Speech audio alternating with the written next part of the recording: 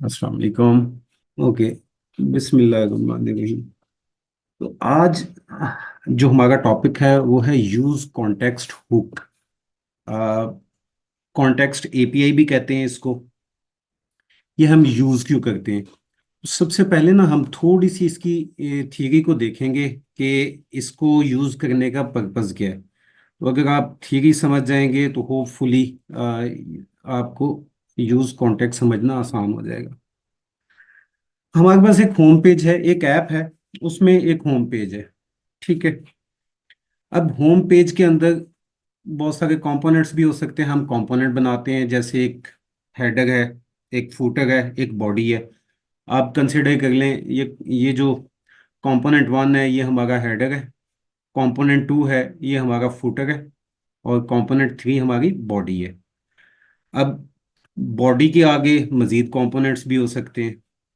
एक home page में हमारे पास एक हेडर, उसका हमने सेपरेट कंपोनेंट बनाया, फुटर का सेपरेट बनाया और बॉडी का सेपरेट बनाया। अब बॉडी के अंदर मजीद कंपोनेंट भी हो सकते हैं। कंपोनेंट फोर कोई भी कंपोनेंट हो गया बॉडी का, कंपोनेंट फाइव फिर एक कंपोनेंट हो गया। ठीक है। अब इस तरीके से हमारी एक वेब ऐप डिज़ाइन होती है रिएक्ट में, या नेक्स्ट जेएस में कह लें। इनफैक्ट रिएक्ट की हम बात करेंगे। तो इस तरीके से हमारी कोई भी ऐप जो है ना वो ऐसे डिज़ाइन करते हैं हम, कंपोनेंट बेस्ड रीयूजेबिलिटी इंक्रीज करने के लिए। होपफुली ये तो आपको ऑलरेडी पता होगा। ओके। अच्छा, इसकी ना एक एनालॉजी हम देखते हैं।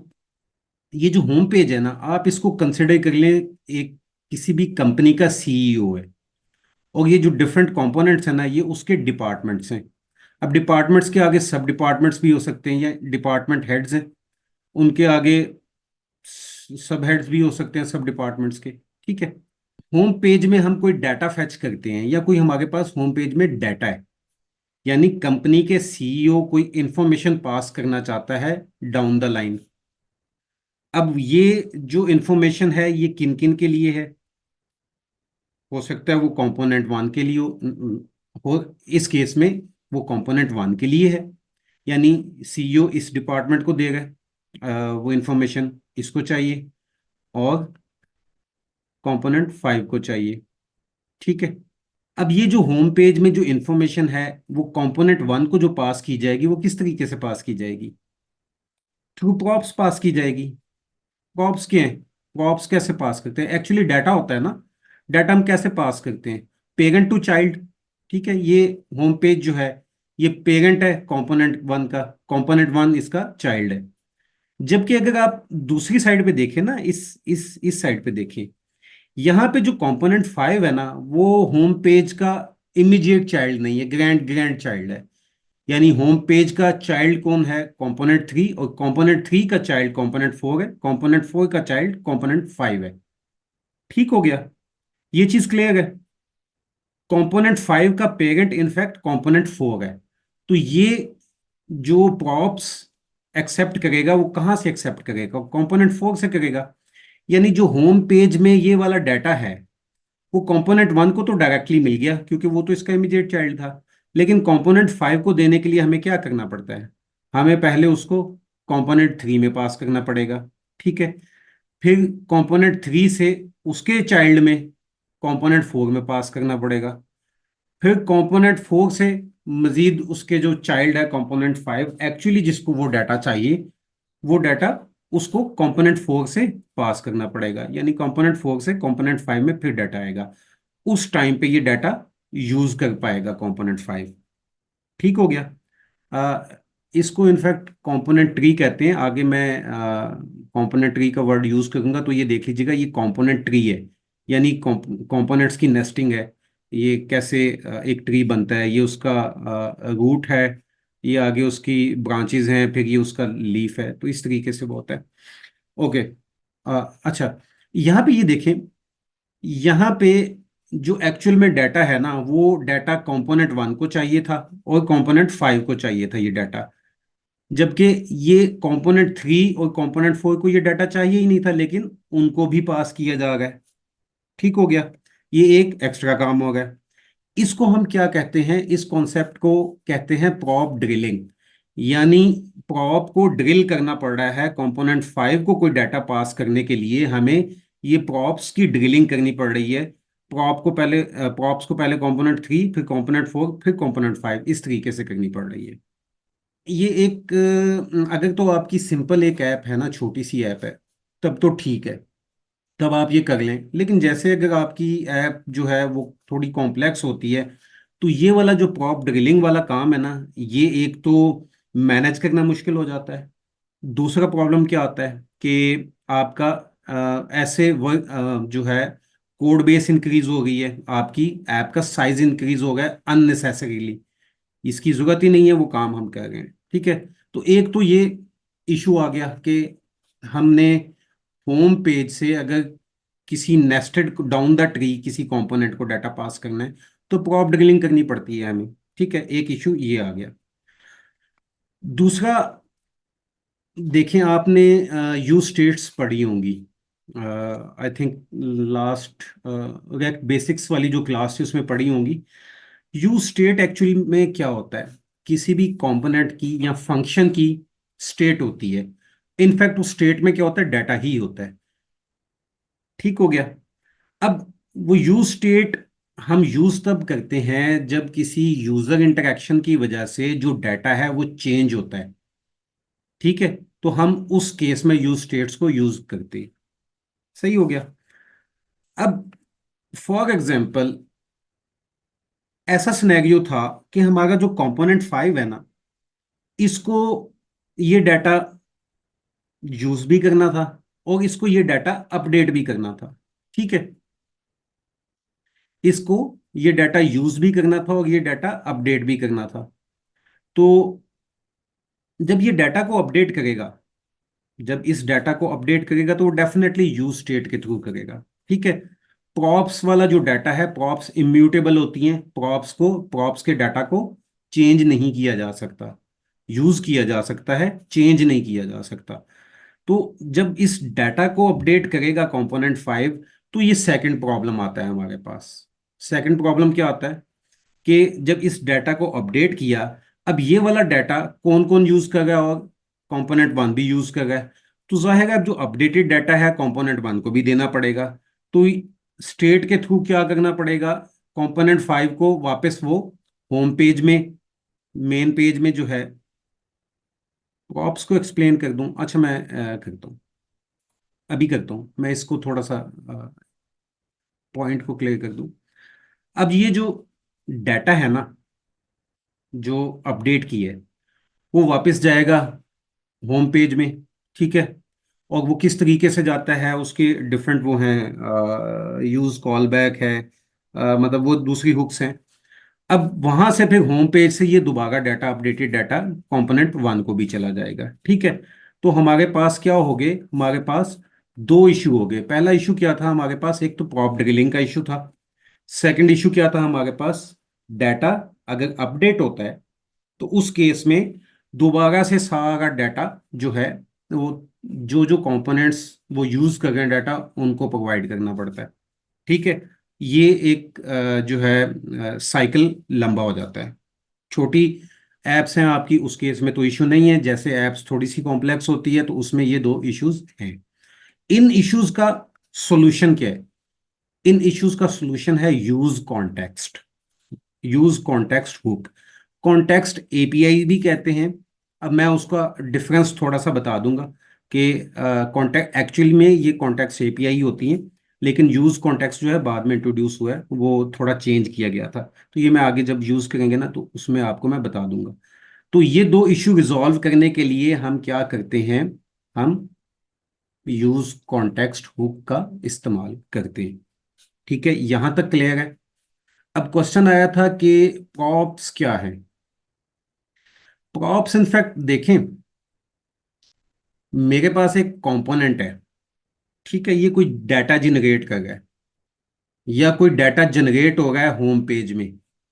होम पेज में आप कोई फैच यूज करें।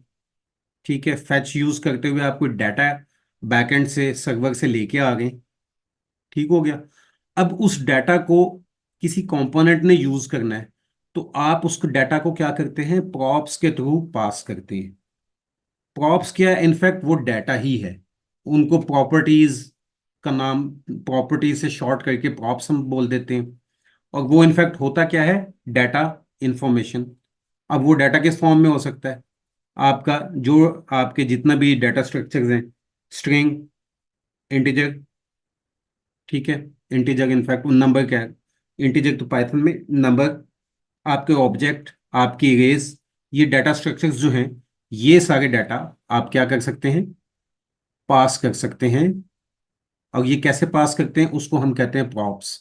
एक कंपोनेंट से दूसरे कंपोनेंट में, एक कंपोनेंट से दूसरे कंपोनेंट में, ठीक है।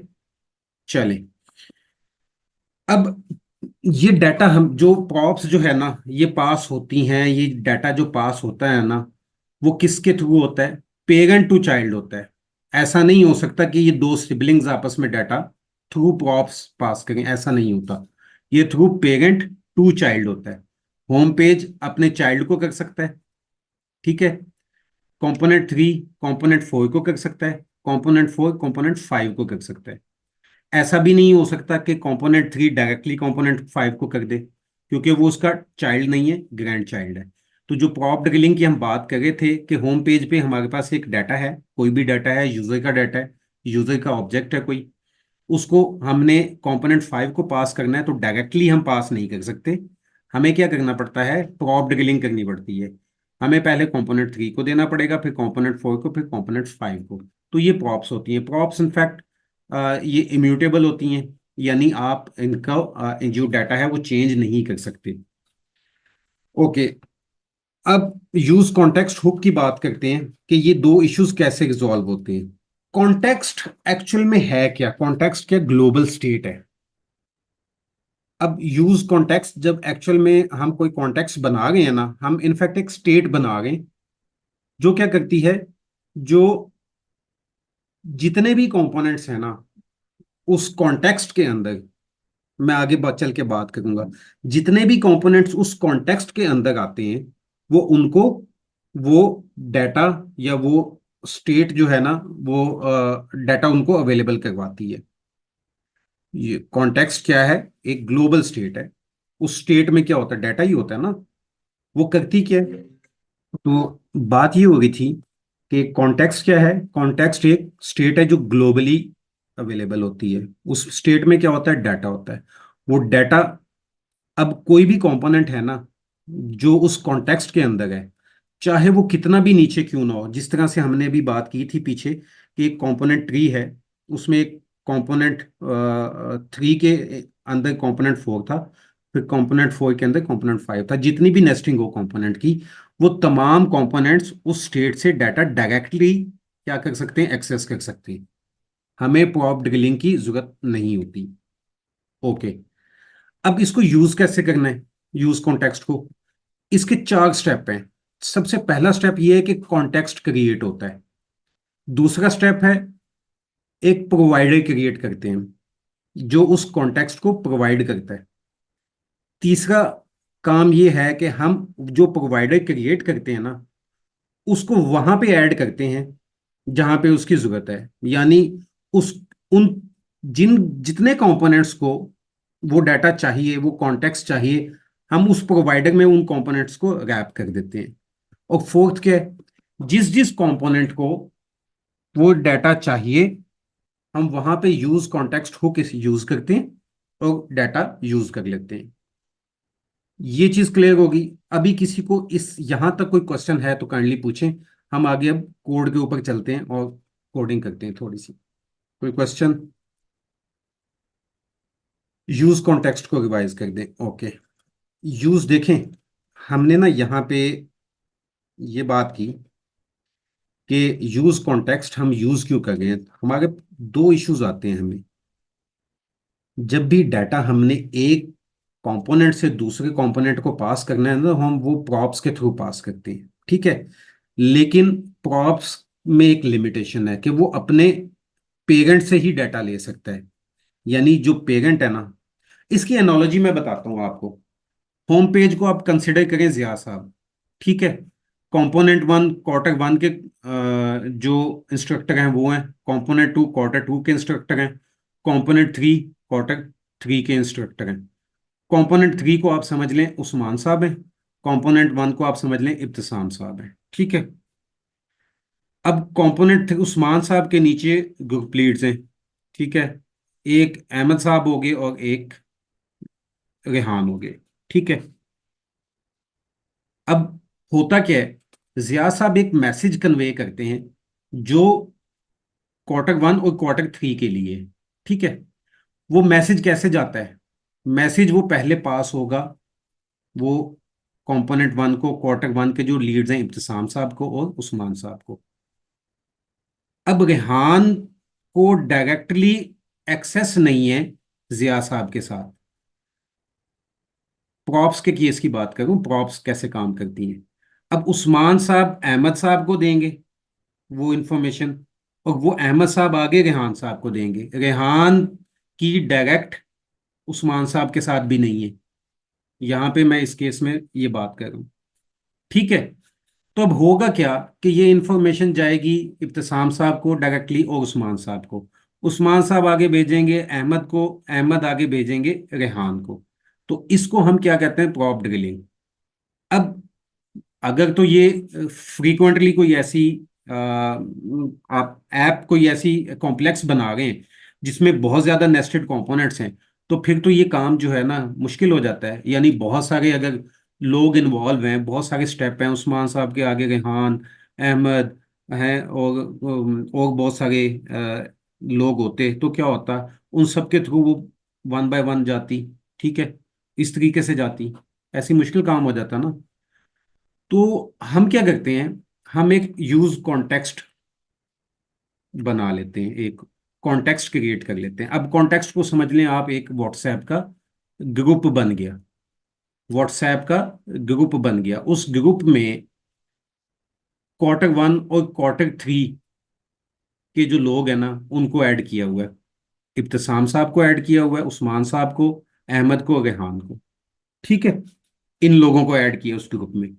अब क्या होगा कि जो व्हाट्सएप ग्रुप है ना उसमें इंफॉर्मेशन जाएगी, उसमें इंफॉर्मेशन जाएगी व्हाट्सएप ग्रुप में, वो हमारा क्या है, कॉन्टेक्स्ट है, वो हमारा कॉन्टेक्स्ट है। और वहां से रेहान भी ले सकता है, वहां से अहमद भी ले सकता है, वहां से उस्मान साहब भी ले सकते हैं, वहां से इब्तिसाम साहब भी ले सकते हैं, ठीक है, क्योंकि ये लोग एडिड हैं उसमें। तो ये हमारा इनफैक्ट यूज कॉन्टेक्स्ट है, ठीक है। अब वो सबको टाइमली, जब जिसको चाहिए होगी टाइमली वो इंफॉर्मेशन वो ले सकता है। तो ये चीज क्लियर होगी। चलो वापस कोड पे आ जाते हैं। अच्छा जी, हम इसी तरीके से ना एक नेस्टिंग बना लेते हैं, ठीक है। मैं क्या करता हूँ, मैं कुछ कंपोनेंट्स बना लेता हूँ, एक कंपोनेंट्स का फोल्डर बनाता हूँ, ठीक है। और उस कंपोनेंट के फोल्डर में मैं एक कंपोनेंट बना लेता हूँ, क्या बनाऊँ, डैशबोर्ड डॉट dsx, ठीक है। और एक और कंपोनेंट मैं बना लेता हूँ, यूजर डिटेल्स डॉट dsx, ठीक है। मैंने ये दो कंपोनेंट बनाए, कुछ भी नहीं किया हुआ। अब मेरा जो ये है ना होम पेज, इसमें मुझे ये दोनों कंपोनेंट चाहिए, इन दोनों नहीं चाहिए, इनफैक्ट मैं थोड़ी नेस्टिंग करूंगा। डैशबोर्ड मैंने कर लिया, ठीक है, और डैशबोर्ड को इंपोर्ट भी करेंगे। ओके, ये आ गया हमारे पास डैशबोर्ड, ठीक है। अब इस डैशबोर्ड के अंदर जो है ना हमारा यूजर डिटेल है, दूसरा यूजर, उसमें भी फिर पहले वो कर लें, ठीक है। यूजर डिटेल है, यूजर डिटेल्स, ठीक हो गया। ये रिएक्ट नहीं चाहिए हमें, ओके, यहाँ पे भी रिएक्ट नहीं चाहिए। अब क्या करता हूँ मैं, अब सबसे पहले तो उसी की बात करते हैं। एक मेरे पास यूजर है, ठीक है, ऑब्जेक्ट फॉर्म में, जिसका आईडी वन है, और उसका फिर आगे नेम है, और नेम हम रेहान रख लेते हैं उसका। उसके बाद उसका एक यूजर नेम है, यूजर नेम उसका छोटा कर लेते हैं। और ईमेल क्या है, रेहान एट example.com, ठीक हो गया। अब ये जो है ना ये यूजर डिटेल हमें चाहिए यहाँ पे। ठीक है, तो हम यहाँ पे क्या करते हैं, हम यहाँ पे क्या करते हैं, एक H2 बना लेते हैं। ठीक है, यूजर डिटेल्स, और इसके अंदर हम एक और डिव बना लेते हैं जिसके अंदर हमारी आ जाएगी, इसमें एक पी टैग आ जाएगा, और उसमें नेम आ जाएगा हमारे पास। नेम कैसे आएगा, नेम, ठीक है, वहां से नेम लेके आएंगे। और उसके बाद सेकेंडली यूजर नेम, छोटा सा लिखते हैं जल्दी हो जाएगा, ईमेल सिर्फ कर लेते हैं। ठीक है, अब मुझे नेम और ईमेल ये यूजर डिटेल में चाहिए, लेकिन डाटा मेरे पास कहाँ पे है, मेरे पास डाटा होम में है। अब अगर अगर हम इसको यहाँ पे बताऊं मैं आपको, तो ये कुछ स्ट्रक्चर जो है ना, एक मिनट, ये ऊपर कर लूं मैं। ओके, जो स्ट्रक्चर बनता है ना वो ये बन रहा है। ये हमारे पास क्या है, ये होम पेज बन गया। ठीक है, होम आ गया, और इसके अंदर हमारे पास क्या है, हमारे पास इसके अंदर है एक, इसी को कॉपी कर लेता हूँ, एक इसमें हमारे पास डैशबोर्ड है। ठीक है, ये हमारे पास डैशबोर्ड आ गया। और उसके बाद क्या है हमारे पास, इसका मैं कलर चेंज कर दूं अगर, और उसके बाद हमारे पास डैशबोर्ड के अंदर क्या है, यूजर डिटेल है। मैंने सिंपल सा एक बनाया है सिर्फ अंडरस्टैंडिंग के लिए। ठीक है, डिटेल्स। अब ये हमारी वही चीज बन गई, ये क्या बन गई हमारी, इनफैक्ट कंपोनेंट। तो ये हमारी क्या बन गई, एक कंपोनेंट ट्री बन गया। ये हमने वही जो कोड में किया है। अब होम में हमारे पास यहाँ पे देखें, हमारे पास यूजर का डाटा जो है ना वो होम में पड़ा हुआ है। यहाँ पे है हमारे पास यूजर डाटा, और हमें यूज कहाँ करना है, हमें यूज करना है यहाँ पे। ठीक है, मैंने इसको यहाँ पे लेके आना है, तो वो कैसे मैं लाऊंगा। अब नॉर्मल केस में क्या होगा, प्रॉप्स के थ्रू लाऊंगा। चले पहले सिंपल प्रॉप्स के थ्रू कर लेते हैं। मैं इस डाटा को क्या करूंगा, मैं यूजर में दूंगा डेट, अच्छा चले, user is equal to, same रख लेते हैं, user is equal to user. ठीक है, अब डैशबोर्ड को ये चाहिए भी, कैसे प्रॉप्स कैसे हम लेते हैं, यूजर। ठीक है, ये प्रॉप्स ये वाली लेगा, इसके अंदर इसकी हम क्या कर देते हैं, यानी फिर तंग करेगा बाद में, एक हम इसकी टाइप भी बना लेते हैं। ठीक है, हम एक टाइप बना लेते हैं, types dot D dot yes, और इंटरफेस यूजर। हमारे पास क्या क्या चीज़ें थी यूजर में, ID, name, user name, email. User name को मैं निकाल देता हूँ, यूजर नेम यूज तो नहीं करके शॉर्ट हो जाएगा, और आईडी, नेम, ईमेल। ठीक है, कहाँ गई टाइप्स, आईडी, ये है हमारे पास नंबर, यही तो रहा था, नेम, ये हमारे पास का स्ट्रिंग है, और ईमेल भी हमारे पास स्ट्रिंग है। ठीक हो गया, इसको हम यहाँ पे डैश, वो कहाँ पे था, ओके, यहाँ पे एनी की जगह हम इसको क्या कर देंगे, हम इसको यूजर की टाइप दे देंगे जो हमने अभी बनाई है। ठीक है, अब देखें ये यूज तो कर लेगा, इसको इसको हमने दी क्यों है, जस्ट हमने इसको इसलिए दी है कि यूजर डिटेल्स जो है ना यहाँ पे, यूजर डिटेल्स इसको हमने पास करानी है। तो हमने इसलिए डैशबोर्ड को क्या दी है, ये प्रॉप्स दिए हैं। तो आगे इसको कैसे देंगे, यूजर सेम, ये क्या कर रहा है, पोस्टमैन का काम कर रहा है, जस्ट होम पेज से डाटा ले रहा है थ्रू प्रॉप्स, और वो आगे यूजर डिटेल्स को पास कर रहा है, और कोई काम नहीं कर रहा। यहाँ पे अब हम इसकी अगेन वही टाइप बनाएंगे, यूजर, और ये आ गई हमारी टाइप बन गई। ठीक है, अब यहाँ पे हमने क्या किया, डी स्ट्रक्चर कर लिया। डी स्ट्रक्चर नहीं अगर आप करते तो आप सिंपली इसको यूजर डॉट नेम कर लें, और यूजर के अंदर ये दो प्रॉपर्टीज है ना, यूजर डॉट ईमेल कर लें, तो ये आपके पास आ जाएगी। इसको हम देखते हैं हमारे पास यहाँ पे रन किए, ये देखें हमारे पास यूजर डिटेल्स में नेम रेहान आ गया, और ईमेल ये आ गई हमारे पास। ठीक है, अब मैं थोड़ा सा इसकी ना थोड़ी सी स्टाइलिंग करता हूँ ताकि समझने में चीज़ें आसानी हो जाए। मैं इसको एक क्लास नेम देता हूँ, फ्लैक्स और max, flex col. Item center P-6 M-6 और रिंग इसको दे देते हैं रिंग डैश ब्लैक। रिंग की ओपेसिटी नहीं चाहिए हमें। और क्या चाहिए हमें? हाँ, यहाँ पे हम इसको आगे एक इसमें H2 डाल देते हैं।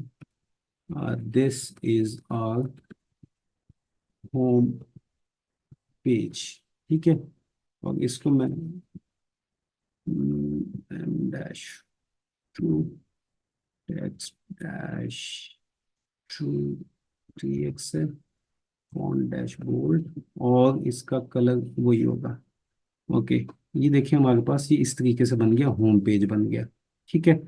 अब मैं यही काम क्या करूंगा, मैं डैशबोर्ड में भी करता हूँ यही काम। एक इसमें मैं H2 ले आऊंगा। ठीक है। This is our dashboard component. मैं आपको इसलिए ये कर रहा हूँ ताकि आसानी हो जाए थोड़ी सी समझने में।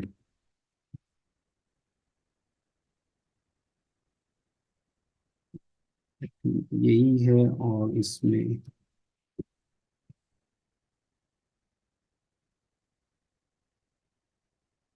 रिंग, रिंग ब्लैक नहीं होगा, रिंग इसको हम कोई और कलर देते हैं ताकि।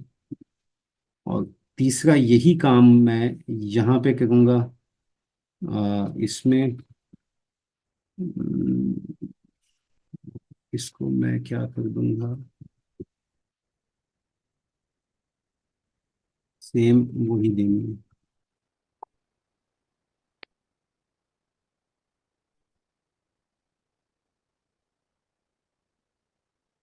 देखते हैं क्या बना है। अच्छा, ये कुछ बन गया।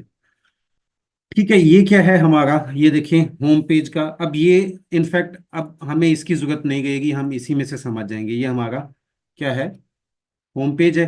उसके अंदर हमारा डैशबोर्ड का कंपोनेंट है और उसके अंदर हमारा यूजर डिटेल्स का कंपोनेंट है। ये रेड वाला बॉर्डर मैंने इसलिए दिए हैं ताकि हमें सेपरेट करने में आसानी हो जाए।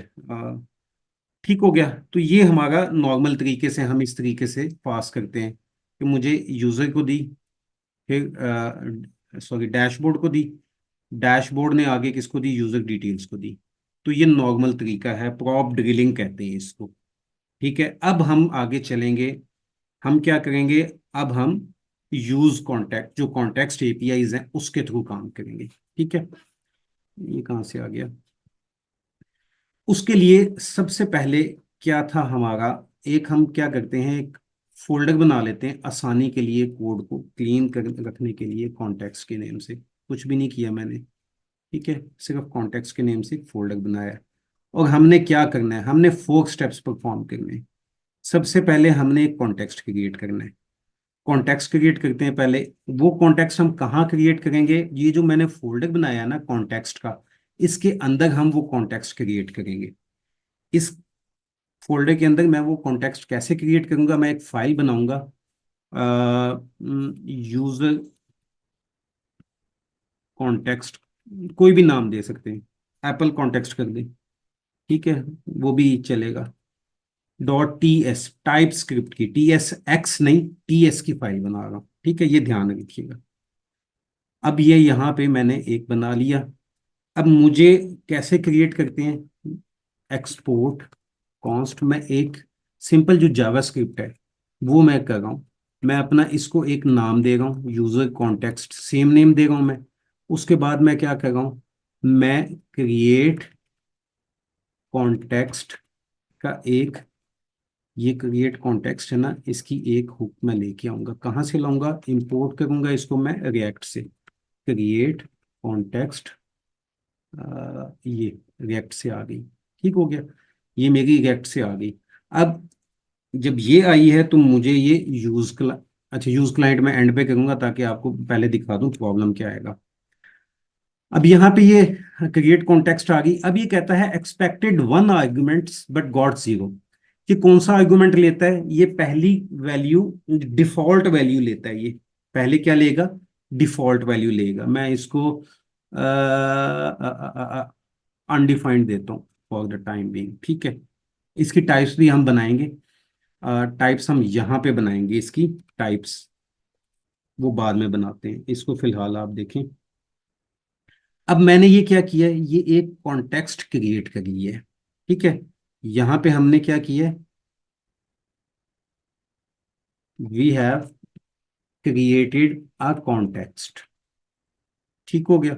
ये कॉन्टेक्स्ट क्या है, हमारा व्हाट्सएप ग्रुप है जो ग्लोबली अवेलेबल होगा। ठीक है, इसमें लिमिटेशन है, ग्लोबली का मतलब ये नहीं है कि सबको होगा, वो मैं बताऊंगा आपको आगे। अब हमने क्या करना है, दूसरा स्टेप परफॉर्म करना है, क्रिएट प्रोवाइडर। हमने एक प्रोवाइडर क्रिएट करना है। ठीक है। अच्छा, अब हम क्या करेंगे, मैं ये वाला जो स्टेप है ना, ये दोनों स्टेप इकट्ठे कर रहा हूँ। मैं सबसे पहले क्या करूंगा, प्रोवाइडर एक क्रिएट करूंगा। ठीक है, और उन कंपोनेंट्स को रैप कर दूंगा जिसमें, जहां पे कॉन्टेक्स्ट यूज होना है। अब कॉन्टेक्स्ट यूज कहाँ पे होना है, यूजर डिटेल्स में यूज होना है। लेकिन यूजर डिटेल क्या है, डैशबोर्ड। ठीक है, डैशबोर्ड है उसमें इन्वॉल्व होता है, यानी वो डैशबोर्ड के अंदर है। तो अगर मैं यहाँ पे मेरा डाटा है और मैं यहाँ पे अपना प्रोवाइडर बना रहा हूँ, तो मुझे डैशबोर्ड को रैप करना पड़ेगा। और उसको कैसे रैप करते हैं, यहाँ पे देखें, हमने कॉन्टेक्स्ट किस नाम से बनाया था, यूजर कॉन्टेक्स्ट के नाम से। मैं क्या करूंगा, मैं लिखूंगा यूजर कॉन्टेक्स्ट। ठीक है, डॉट प्रोवाइडर। ठीक हो गया, ये मैंने बंद किया और इसको मैंने क्या कर दिया, रैप कर दिया, डैशबोर्ड को इसमें रैप कर दिया। अब इंपोर्ट भी हो गया हमारा, यूजर कॉन्टेक्स्ट जो है ना, ये वाला इंपोर्ट हुआ है, तभी हम प्रोवाइडर यूज कर पाए। अच्छा, इसमें दूसरा काम क्या है, इसको एक वैल्यू रिक्वायर्ड होती है। यहाँ पे हम देखते हैं क्या क्या है, property value is missing in type. ठीक है, इसको दूसरी चीज क्या वैल्यू रिक्वायर्ड होती है, वो वैल्यू क्या हम देंगे, वो वैल्यू जो हमारा डाटा हमने अवेलेबल करना है, जहाँ पे यूजर है ना, हमने यूजर अवेलेबल करना है, तो हम यूजर देंगे। अब ये वैल्यू को कुछ कह रहा है, ID, number, name, string, email string is not assignable to type, undefined. अब हमें टाइप्स थोड़ी सी बनानी पड़ेंगी। यहाँ पे देखें, मेरा ये कंपोनेंट गड़बड़ आ गई है। अब ये क्या क्या है, you are importing importing a component that needs create context, यानी जिसको क्रिएट कॉन्टेक्स्ट चाहिए, it only works in a client component.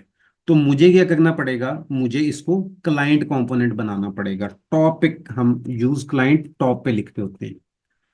अच्छा, अब मैंने आपको एक बात बताई कि मैं ये दोनों स्टेप अभी इकट्ठे कर रहा हूँ, ये मैं अभी समझाने के लिए कर रहा हूँ, लेकिन आगे हम क्या करेंगे, हम अपने जो हमारे कंपोनेंट्स क्या कर रहे हैं, यूज क्लाइंट यूज करके हम उनको सेपरेट कर देंगे, यानी हम इस प्रोवाइडर का एक सेपरेट कंपोनेंट बना लेंगे। ठीक है, ताकि यूज क्लाइंट हमारे होम पेज को सारा यूज क्लाइंट बन रहा है, तो ये तो बड़ी गलत बात है। तो हम क्या करेंगे, हम अलहदा से बाद में बनाएंगे। ठीक है, अब ये हमारा यहाँ तक काम हो गया, ये तीन स्टेप हो गए हमारे। हमें आखिरी स्टेप करना है, सिर्फ यूज कॉन्टेक्स्ट यूज करना है। ठीक है, मैं अभी ना मिस नहीं करता बीच में, इसके चक्कर में मैं सिर्फ इसको ना एनी की एक वो दे देता हूँ। ठीक है, ताकि हमारी एरर चला जाए, लेकिन टाइप्स आपको मैं बताऊंगा टाइप्स कैसे देनी है और कौन सी देनी है। अब मैंने इसको रैप कर दिया, अब आ जाए डैशबोर्ड में, हमें ये डाटा चाहिए ही नहीं। ठीक है, अब जब मैंने कॉन्टेक्स्ट क्रिएट कर लिया है, तो डैशबोर्ड में से भी मैंने जो पहले प्रॉप्स दी थी वो खत्म कर दी, जो ये प्रॉप्स लेगा था होम पेज से वो भी खत्म कर दी। ठीक हो गया, जो डैशबोर्ड आगे यूजर डिटेल्स को प्रॉप्स देगा था, मैंने वो खत्म कर दी, जो आगे। अच्छा, अभी यहाँ पे देखें, ये डैशबोर्ड को भी यहाँ से होम पेज से प्रॉप्स जा रही थी, मैंने ये भी खत्म कर दी। अब वो प्रॉप्स जो हम कंपोनेंट टू कंपोनेंट पास कर गए थे, प्रॉप ड्रिलिंग कर गए थे, वो खत्म करनी है हमने। हमने प्रोवाइडर यूज कर लिया, उसमें वैल्यू डाल दी, हमारे कॉन्टेक्स्ट में वो वैल्यू आ गई। अब मुझे इसकी जरूरत नहीं है। अब यहाँ पे देखें, यूजर डिटेल में भी एरर आ गया। वो क्यों आ गया, क्योंकि यूजर डिटेल में भी हमने ये प्रॉप्स यहाँ पे यूज की हुई हैं, मैंने यहाँ से भी निकाल दी।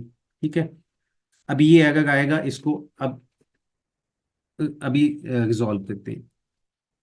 तो हमने अभी तक क्या काम किया, हमने सबसे पहले क्या किया, एक कॉन्टेक्स्ट क्रिएट किया, क्रिएट कॉन्टेक्स्ट के थ्रू। ठीक है, यहां पे हमने कॉन्टेक्स्ट एक क्रिएट कर लिया। दूसरा हमने काम क्या किया, हमने प्रोवाइडर एक बनाया, और जिन कंपोनेंट्स को वो वैल्यू चाहिए, वो डाटा चाहिए, उनको प्रोवाइडर के अंदर रैप कर दिया। दूसरा काम ये किया, और प्रोवाइडर को हमने वैल्यू दे दी जो डाटा पास करना है। ठीक है, ये दूसरा काम किया। अब तीसरा काम हमने क्या करना है, हमने वो डाटा यूटिलाइज करना है। हमने वो डाटा यूटिलाइज करना है। तो वो कैसे करेंगे, सबसे पहले यहां पे आ जाए, कॉन्स्ट, मैं वो यूजर ही लेता हूं नाम, यूजर इज इक्वल टू, यहां पे हम यूज कॉन्टेक्स्ट की हुक यूज करेंगे, यूज कॉन्टेक्स्ट की हुक यूज करेंगे। और वो कहाँ से आएगी, हम उसको इंपोर्ट की देगा ऑप्शन, डायरेक्टली गेट से इंपोर्ट कर लेंगे, यहाँ पे इंपोर्ट होगी। अब जब क्रिएट कॉन्टैक्ट को हमने जैसे यूज क्लाइंट, वो उसको चाहिए, वो क्लाइंट कंपोनेंट है, इसी तरीके से ये भी हमारा क्या है, क्लाइंट कंपोनेंट है। अब यहाँ पे आगे क्यों दे रहा है, expected one argument but got zero. ठीक है, अब क्रिएट कॉन्टेक्स्ट में आए, हमने क्या किया था, क्रिएट कॉन्टेक्स्ट एक क्रिएट किया था। ठीक है, ये यूजर कॉन्टेक्स्ट के नेम से हमने वेरिएबल में उसको एक्सपोर्ट कर लिया था। अब यही वाला हमें क्या चाहिए, इसी को मैं कॉपी करता हूं, हमें ये अपने एक तो यूज कॉन्टेक्स्ट में चाहिए, जो हमने कॉन्टेक्स्ट क्रिएट किया है। अब इसको इंपोर्ट भी करना पड़ेगा। इंपोर्ट कहाँ से करेंगे, हम यहां से इंपोर्ट कर लेंगे, कॉन्टेक्स्ट यूजर कॉन्टेक्स्ट। ठीक है, ये हमारा इंपोर्ट हो गया। तो जहां पे हमने ये वैल्यूज यूज करनी थी, वहां पे हमने क्या काम किया है, हमने एक तो यूज कॉन्टेक्स्ट को इंपोर्ट किया गेट से, ये एक हुक है, यूज कॉन्टेक्स्ट की हुक जो हम अभी पढ़ रहे हैं, उसको मैंने क्या किया, एक यूजर में डाला। दूसरा काम क्या किया, जो हमने कॉन्टेक्स्ट क्रिएट किया था यूजर कॉन्टेक्स्ट के नेम से, उसको इंपोर्ट किया और उसकी यूज कॉन्टेक्स्ट में वो वैल्यू दे दी। ठीक है, अब ये वाला डाटा जो यहां से, ये यूजर जो यहां से चला, ठीक है, ये प्रोवाइडर में गया, कॉन्टेक्स्ट में आ गया। अब डैशबोर्ड में देखें, इसका कहीं पे कोई लेना देना नहीं है। डैशबोर्ड में कहीं पे ना कोई प्रॉप यूज करें ना कुछ भी यूज करें, हमने जस्ट सीधा यूजर डिटेल्स में इसको कंज्यूम कर लिया। ठीक है, नीचे देखें user dot name, user dot email. अब मैं आपको ये दिखाता हूँ, यहाँ पे देखें हमारा कोई फर्क नहीं पड़ा, हमारी ऐप वैसे ही रनिंग है। रिफ्रेश करके इसको देख लेते हैं, यहां तक क्लियर है। ये हमारा यूज कॉन्टेक्स्ट हुक जो है कंप्लीट होगी। इनफैक्ट दो तीन चीजें हैं, वो मैं आपको बताऊंगा अभी, कंप्लीट नहीं हुई, आगे इसको करेंगे, और चीजें हैं इसकी। लेकिन जो कॉन्सेप्ट है ना, इसका बेसिक कॉन्सेप्ट है, वो हमारा क्लियर हो गया। अब इस कॉन्सेप्ट में अगर आपको कोई इश्यू है तो वो बताएं, अब हम इसको थोड़ा सा रिफाइन भी करेंगे। यहां तक किसी को भी समझ नहीं आई तो बता दे, क्योंकि आगे फिर जो चीजें हैं ना, अगर अभी समझ नहीं आई तो फिर आगे मुश्किल हो जाएगा। रेहान भाई, ये होम पेज वाले कोड पे जाएंगे आप। जी। इसमें आपने जो यूजर प्रोवाइडर है, इसमें डैशबोर्ड लिखा हुआ है, हालांकि यूजर डिटेल्स नहीं होना चाहिए था। अच्छा, मैं यही बताना चाह रहा हूँ, इसमें यूजर डिटेल्स देखें। मेरी जो ऐप का स्ट्रक्चर है ना, मेरी ऐप का स्ट्रक्चर क्या है, वापस आए यहाँ पे, मेरी ऐप का स्ट्रक्चर ये है कि मैं नेस्टिंग दिखाना चाह रहा हूँ आपको। हमारी जब ऐप क्रिएट हो गई है तो होम पेज के अंदर डैशबोर्ड है, और डैशबोर्ड के अंदर यूजर डिटेल है। ठीक है, अगर मैं, अगर मेरा ये डायरेक्ट चाइल्ड होता, यहाँ पे किधर गया मैं, सॉरी, अगर तो मेरा ये यूजर डिटेल यहाँ पे होता तो मुझे इतनी ये यूज कॉन्टेक्स्ट बनाने की जरूरत ही नहीं थी, मैं सीधा प्रॉप्स के थ्रू पास करता। मैं तो यूज कॉन्टेक्स्ट की हुक तभी यूज कर रहा हूँ कि वो मेरा नेस्टेड है, मैं प्रॉप ड्रिलिंग से बच रहा हूँ। यहाँ पे यूजर डिटेल नहीं है, देखिए डैशबोर्ड के अंदर यूजर डिटेल्स है ना। जब यूज कॉन्टेक्स्ट हम यूज करते हैं ना, ये जो प्रोवाइडर है हमारा, वो क्या करता है, वो जितने भी कंपोनेंट्स उसके अंदर आते हैं ना, वो सबको डाटा अवेलेबल करता है। अगर मैं यहाँ पे डैशबोर्ड के अंदर यूज करना चाहूँ ना, ये डाटा एक्सेस करना चाहूँ, तो यहाँ पे भी एक्सेस हो जाएगा। ठीक है, ओके, एक चीज हो, हमेशा याद रखिएगा, जब आप कोई कंपोनेंट बनाते हैं ना, जैसे मैंने यूजर डिटेल में ये यूज कॉन्टेक्स्ट यहाँ पे यूज कर रहा हूँ, तो ये यूज कॉन्टेक्स्ट जो है ना, अपने कॉन्टेक्स्ट को कहाँ तलाश करेगा, ये कंपोनेंट ट्री में ऊपर की तरफ टॉप लेवल की तरफ, अपवर्ड लेवल की तरफ तलाश करेगा प्रोवाइडर को। ये अपने प्रोवाइडर को ऊपर की तरफ तलाश करेगा। आगे यहाँ पे आ जाए, यूजर डिटेल में हमने यूज कॉन्टेक्स्ट हुक यूज कर रहे हैं ना, तो ये अपना जो कॉन्टेक्स्ट है जो प्रोवाइडर को अपवर्ड तलाश करेगा, नीचे कभी भी नहीं जाएगा और सेम लेवल में कभी भी नहीं जाएगा। अगर मैं कोई ऐसा प्रोवाइडर बना दूं जो यूजर डिटेल में ही प्रोवाइडर बना दूं और यूज कॉन्टेक्स्ट भी उसी में यूज करूं, तो भी वो यूज नहीं होगा, तो भी वो यूज नहीं होगा। प्रोवाइडर एक लेवल अप होना चाहिए, ठीक है, दो लेवल भी अप हो सकता है, लेकिन इसको जहां पे डैशबोर्ड में प्रोवाइडर नहीं है, कोई बात नहीं, ये उससे ऊपर चला गया, इसको होम में प्रोवाइडर मिल गया, ठीक है, तो इसने जो प्रोवाइडर का कॉन्सेप्ट है ना वो ले लिया। सर प्रोवाइडर के लिए प्रोवाइडर का कीवर्ड ही यूज करेंगे, प्रोवाइडर का ही कीवर्ड यूज करना है, क्योंकि ये किसके उसमें है, ये यूज, ये कॉन्टेक्स्ट के, रिएक्ट के उसमें ट्राई कर लेते हैं, अंडरटेकर, एरर आ गया ना, ठीक है, does not exist on type context any, context की तरह हमारा ये कॉन्टेक्स्ट है, इसमें कहीं पे प्रोवाइडर यूज हो गया, नहीं यूज हुआ, ठीक है, तो क्या हो गया इससे, ये बात क्लियर होगी कि प्रोवाइडर ही यूज करना है हमने, ठीक है। बिलाल भाई क्लियर होगी ये चीज जी कि जी, क्लियर हो गई। यूजर डिटेल को हमने क्यों नहीं यूज किया। अच्छा चले जी आगे चलते हैं। अब हमारा इशू क्या था। अच्छा एक ये चीज भी क्लियर होगी, मैंने जो बताई है कि प्रोवाइडर को वो अपवर्ड तलाश करेगा, नीचे नहीं करेगा, सेम लेवल पे भी प्रोवाइडर काम नहीं करेगा। यहाँ पे देखें यूजर डाटा में, मैं थोड़ा सा इसको यहाँ पे इस तरह से भी कर लेता हूँ। यहाँ पे हम क्या करें, यूज कॉन्टेक्स्ट की हुक यूज करें, ठीक है, जो डाटा हमने कॉन्टेक्स्ट में क्रिएट किया वो यहाँ पे हम करें, ठीक है। यहाँ पे प्रोवाइडर हमारा कहाँ पे है, प्रोवाइडर हमारा यहाँ पे है, ये हमारा क्या है, प्रोवाइडर है, कॉन्टेक्स्ट प्रोवाइडर है, ठीक है। अब ये हमेशा प्रोवाइडर ऊपर की तरफ तलाश करेगा। अगर मेरा प्रोवाइडर यहाँ पे होता ना तो ये काम नहीं करता, प्रोवाइडर यहाँ पे होगा तो भी काम करेगा, यहाँ पे होगा तो भी काम करेगा। अगर आपकी जो नेस्टिंग बहुत ज्यादा है, कंपोनेंट ट्री लंबी है, तो ऊपर जितने भी कंपोनेंट्स हैं जहां पे इसको पहला प्रोवाइडर मिल गया ये वहां पे काम करेगा। अभी इस केस में ऐसे हमारा ये काम होगा। अब ये जो प्रोवाइडर है ना, इस प्रोवाइडर ने क्या किया हुआ है, रैप किया हुआ है इन दोनों को, डैशबोर्ड को भी और यूजर डिटेल को भी, ठीक है। तो अब ये जो प्रोवाइडर है ये क्या कर रहा है, ये दोनों में डाटा को अवेलेबल करवा रहा है, सही, ओके। आगे चलते हैं।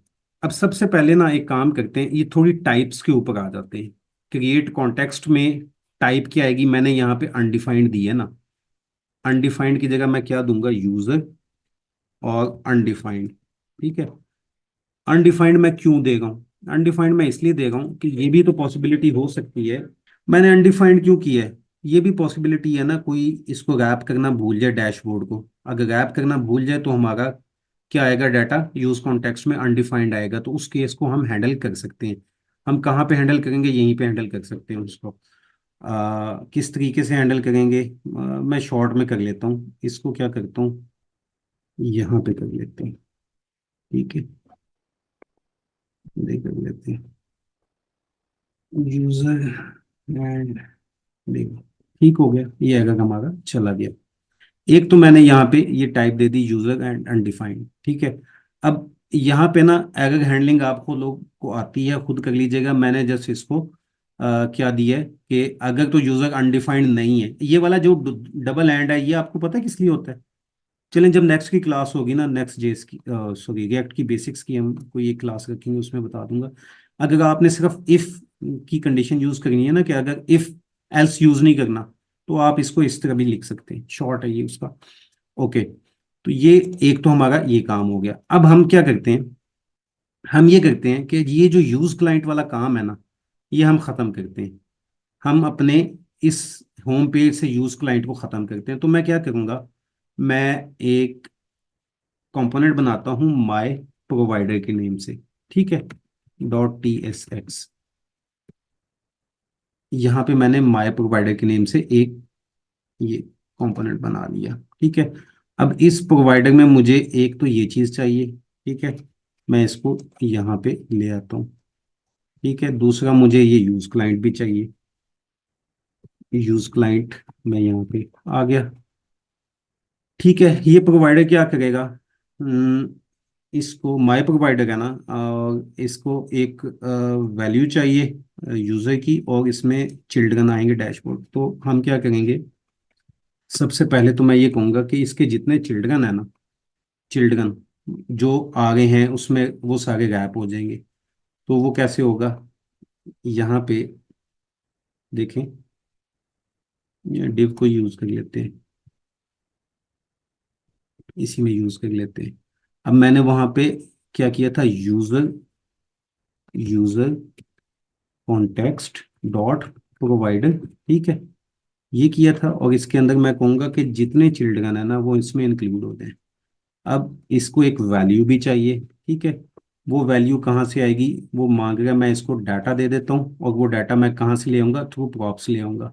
तो पहले इसकी चिल्ड्रन की, बल्कि इसमें डाटा भी ऐड कर देते हैं, और इसकी फिर टाइप्स हम डाल देते हैं। चिल्ड्रन की जो टाइप्स होंगी वो क्या होगी हमारी, चिल्ड्रन की एनी नहीं होगी, रिएक्ट डैश रिएक्ट नोड ये होगी। और डाटा की हमारी जो होगी वो क्या होगी, यूजर, जो हमने वहां पे बनाई हुई है। ये डाटा एज अ प्रॉप आ गया यहाँ पे। और मैं इसको क्या करूँगा, मैं यहाँ पे ये वाला जो प्रोवाइडर मैंने बनाया है ना, इसको यहाँ पे इंपोर्ट कर लूँगा। इंपोर्ट डिफॉल्ट मैंने की है ना, माई प्रोवाइडर फ्रॉम कंपोनेंट्स, ठीक है, ये वाला आ गया। ये यूज क्लाइंट अब मैं ख़त्म कर दूंगा, और यहाँ पे इसको मैं इकट्ठा कर लेता हूँ, और इसकी जगह पे मैं माई प्रोवाइडर कर लूंगा, ठीक है। अब वैल्यू तो नहीं आई, यहाँ पे क्या चाहिए इसको, मैंने डाटा का नाम दिया एज अ प्रॉप, तो इसको मैं डाटा कर लूंगा, ठीक है। मेरा काम हो गया। यहाँ पे आ जाते हैं अपनी ऐप पे, कुछ हुआ, ये देखिए चल गई है। अब क्या फायदा क्या हुआ इससे, मैंने एक माई प्रोवाइडर का कंपोनेंट सेपरेट बना लिया, जो यूज क्लाइंट जहाँ पे यूज होगा। अब आप ना जब नेक्स्ट जेएस में थीम वाला काम करेंगे ना, लाइट डार्क थीम, उसमें भी आपको वो क्या होता है कि उसमें नेक्स्ट का एक प्रोवाइडर मिलता है, जो आपको लेआउट में जितने भी चाइल्ड है ना, लेआउट उस चाइल्ड में रैप, चाइल्ड सारे रैप करने पड़ते हैं उसमें। अब वो भी यूज करता है यूज क्लाइंट। तो उसके लिए भी हम यही काम करते होते हैं कि हम एक अपना सेपरेट कंपोनेंट बना के वहां पे यूज कर लेते होते हैं, ताकि हमारा पूरा लेआउट ही यूज क्लाइंट में हम ना करें। क्योंकि अगर यूज क्लाइंट आ गया ना लेआउट में, तो ये जो मेटा डाटा है ना, ये जो एससीओ के लिए बहुत इंपॉर्टेंट होता है, ये मेटा डाटा हम यूज क्लाइंट के साथ यूज नहीं कर सकते। तो ये वैसे एक थोड़ी इंफॉर्मेशन थी। तो ये हमारा काम हो गया, ये हमने क्या किया। अब हम आते हैं थोड़ी सी डॉक्यूमेंटेशन की तरफ। डॉक्यूमेंटेशन में देखेंगे आप, इसमें एक चीज इंपॉर्टेंट है, वो रिडक्स जब हम करेंगे ना तो काम आएगी, वो अभी नहीं बताता। यहाँ पे हमने पहला काम ये किया है, passing data deeply into tree. अभी हमने सिर्फ ये काम किया है कि डाटा को पास किया डीपली इनटू ट्री। अब हम आएंगे दूसरे काम की तरफ, updating data past via context. Updating data past via context. अब ये थोड़ा सा ना ट्रिकी है। एक डाटा है, यहाँ पे वापस अगर आ जाए, मैंने यहाँ पे एक बात की थी कि अगर ये कंपोनेंट 5 डाटा को अपडेट करता है, तो वो अपडेटेड डाटा सबके पास अवेलेबल होना चाहिए, तो उसके लिए भी हम यूज कॉन्टेक्स्ट यूज करते हैं। ये बात की थी मैंने। अभी हम यही काम करेंगे।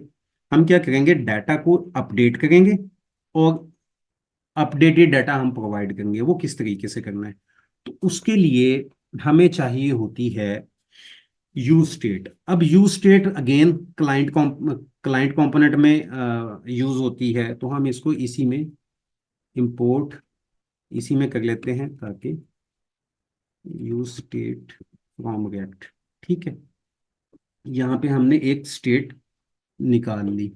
इसको मैं क्या करता हूँ, कॉस्ट यूजर सेट यूजर, और ये यूज स्टेट, यहाँ पे डाटा, इसमें पहला डाटा जो है वो यहाँ इस स्टेट में आ जाएगा, ठीक है। अब ये मैंने एक यूज स्टेट बना ली। पहले मैं डाटा को डायरेक्टली पास कर रहा था, अब मैं इस स्टेट को पास करूंगा, इस स्टेट को पास करूंगा पूरे की पूरी। आपको पता है जो यूज स्टेट होती है वो किस लिए होती है? वो किसी भी फंक्शन की स्टेट को चेंज करने के लिए, स्टेट मेंटेन करने के लिए, स्टेट मैनेजमेंट है एक्चुअली वो। ठीक है। जहां पे ये यूज करें तो उसमें, मतलब जब भी क्लाइंट की इंटरेक्शन होगी ना, जब भी क्लाइंट की इंटरेक्शन होती है, यानी कोई इवेंट हैंडलर है, कोई कोई इवेंट जनरेट होता है, तो उससे कोई डाटा चेंज होता है, तो हम ये यूज स्टेट यूज करते होते हैं। तो यहाँ पे पहले डाटा डायरेक्टली पास होगा था, अब डायरेक्टली पास नहीं होगा, अब मुझे ये पास करना पड़ेगा, ये पूरे का पूरा, ताकि मैं अपने, जो मेरा ये ये जो अपडेट करेगा ना कंपोनेंट, जो इस चीज को अपडेट करेगा, मैं वहां तक ये पहुंचा सकूं, वो अपडेट कर सके। अभी देखें यूजर डिटेल में आए, ये यूजर डिटेल में आऊं, अभी अपडेट नहीं होगा, सिर्फ यूज होगा। ठीक है। हम आगे इसको अपडेट कैसे करेंगे? अच्छा, ये एज अ ऑब्जेक्ट फॉर्म में जाएगा, यूजर और सेट यूजर। ठीक है। ये यूजर और सेट यूजर अपडेट फॉर्म में जाएगा। यहाँ पे इसकी टाइप का इशू आ गया। टाइप क्या है? does not exist on type user, comes from property value which is declared here on type int। okay। अब हमें ना थोड़ी सी अपनी टाइप्स बनानी पड़ेंगी। ठीक है। यहाँ पे इसको बाद में बनाते हैं, अभी छोड़े। अभी आ जाए कॉन्टेक्स्ट में। मैंने प्रोवाइडर में यूज स्टेट बना ली। अब मेरे प्रोवाइडर में देखें, पहले ये था। ठीक है। ये वाली टाइप थी। अब मुझे टाइप यहाँ पे भी चेंज करनी पड़ेगी। तो वो टाइप हम इधर बना लेते हैं। अच्छा, उसके लिए ना मुझे चाहिए, एक मिनट, दो चीजें चाहिए, इंपोर्ट, एक डिस्पैच चाहिए, और सेट स्टेट एक्शन चाहिए। ठीक है, ये दो टाइप्स यूज होनी है हमारी। और यहाँ पे हम एक इंटरफेस बना लेते हैं। ठीक है। माय कस्टम टाइप कर लेता हूँ इसको मैं। कस्टम टाइप एक बना रहा हूँ मैं। इसमें ये क्या करेगी? इसमें अच्छा, ये कितना इंटेलिजेंट है, ये दे दी इसने हमें। ये यूजर इसमें आएगा, देखो। यूज, यहाँ पे आ जाए वापस। यहाँ पे क्या है? यूजर है और सेट यूजर है। ठीक है। तो टाइप्स मुझे क्या चाहिए? ये यूजर की टाइप दे दी, जो होगी यूजर। सेट यूजर क्या है? यहाँ पे डिस्पैच फंक्शन होता है ये एक्चुअल में। ठीक है। तो इसकी टाइप ऐसे हो जाएगी। अच्छा, अभी ना ये जहाँ पे हमने स्टेट यूज की है, अब स्टेट आप लोगों ने बतानी पड़ी है कि नहीं। ये यूजर जो होता है ना, ये वेरिएबल होता है, और ये होता है एक फंक्शन होता है जो उस वेरिएबल की वैल्यू को चेंज करने के लिए यूज होता है। अब मुझे नहीं आइडिया कि आप लोगों ने जो बेसिक वाली क्लास है उसमें पढ़ा है या नहीं पढ़ा। अब मैं यहाँ पे जी क्या रेहान भाई, ये हम लोगों ने पढ़ी है स्टेट्स पढ़ ली है? लास्ट, बिल्कुल जो अभी लास्ट क्लास थी उससे लास्ट क्लास में। ठीक हो गया, ठीक हो गया। रिएक्ट वाली। अच्छा, मेरे यहाँ पे डाटा क्या आ रहा है? User can not find user, इसको इंपोर्ट कर लेते हैं। ठीक है। टाइप से आ गया। और यहाँ पे क्या कर रहा है? नेम नहीं आ रहा, does not exist on time. Okay. अब यहाँ पे आ जाए। अब यहाँ पे देखें, अब मेरा यूजर तो आ नहीं रहा, अब मेरे पास कॉन्टेक्स्ट में क्या चीज़ आ गई है? ये कॉन्टेक्स्ट में मेरे पास इनफैक्ट प्रोवाइडर में अगर आप देखें ना, ये चीज़ आ गई है, ये चीज़ यूजर, सेट यूजर। तो मैं अगर इसको ऐसे यहाँ पे यूजर और सेट यूजर कर लूँ ना, तो ये मेरे पास एक्सट्रैक्ट हो जाएंगे, लेकिन मुझे टाइप का इशू आएगा। ठीक है। इसकी टाइप चेक करें क्या आ गई है? माई कस्टम टाइप और अनडिफाइंड। ऐसी ही आ गई ना, माई कस्टम टाइप और अनडिफाइंड। अब माई कस्टम टाइप क्या है? उसमें ये दोनों चीजें शामिल हैं, जबकि मैं इनको यहाँ पे डिस्ट्रक्चर कर रहा हूँ। मैं फॉर द टाइम बीइंग अगर इसको एनी करके देखूं कि काम चल जाए, काम चल जाता है, मैं इसको चेंज करूंगा बाद में, लेकिन अभी आपको एक एक चीज ये सिर्फ बताना चाह रहा हूँ। अब मेरे पास वापस आए हमारी ऐप के, कोई फर्क नहीं पड़ा, कुछ भी नहीं किया हमने। ठीक है, हमने कुछ भी नहीं किया इसमें। अब हम करेंगे, मैं क्या करूंगा? मैं इसमें ये ये यूजर का डाटा जो है ना, ये चेंज करूंगा। मैं यहाँ एक नीचे बटन बनाऊंगा जो क्या करेगा, इस यूजर का डाटा चेंज कर देगा। ठीक है। और वो डाटा फिर मैं एक दूसरी जगह पे भी एक मैं बटन बना लेता हूँ। ठीक है। बटन चेंज यूजर हो गया। और ये इसकी थोड़ी सी पहले बाद में क्लास देंगे। ऑन क्लिक और हैंडल चेंज। मैंने इसमें एक इवेंट हैंडलर लगा दिया कि हैंडल चेंज करे। अब मुझे ये हैंडल जो है ना, ये ये एक फंक्शन होता है जिसका हम सिर्फ यहाँ पे रेफरेंस देते हैं।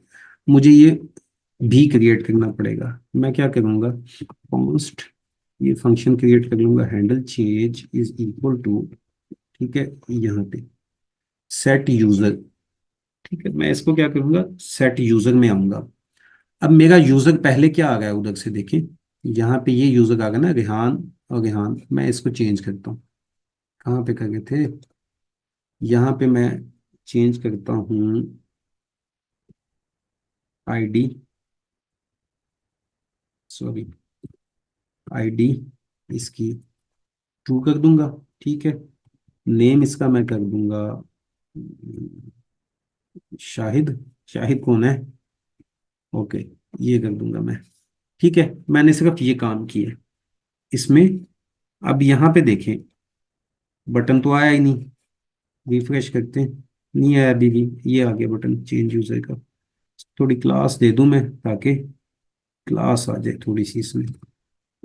ओके, मार्जिन टॉप दे देते हैं पहले 2, और इसकी बैकग्राउंड दे देते हैं पर्पल का देते हैं, और टेक्स्ट इसमें स्मॉल रखेंगे। टेक्स्ट का कलर हमारा ग्रे डैश 100 हो जाएगा। पी एक्स इसको 3 दे देते हैं, और पी वाई इसको 2 देते हैं। राउंडेड इसको राउंडेड कर देते हैं थोड़ा सा। ये हमारा कुछ इस तरीके से पर्पल का कलर, कलरफुल सी हमारी टेल विंड ये बन गई है। अब मैं इसको क्लिक करूंगा तो देखें ये स्टेट इसकी चेंज होगी। ठीक है, यहाँ पे देखें, अब दोबारा नहीं चेंज होगी। मैंने अब ये एक बार ही चेंज हुई है, मैं इसको दोबारा भी कर सकता हूँ। और इसको चेंज करने के लिए मैंने तो यहाँ पे हार्ड कोडेड डाटा दे दिए। आप इसका कोई जैसे फॉर्म्स को इनपुट बना के आप यूजर से इनपुट लेके वो यहाँ पे चेंज कर सकते हैं।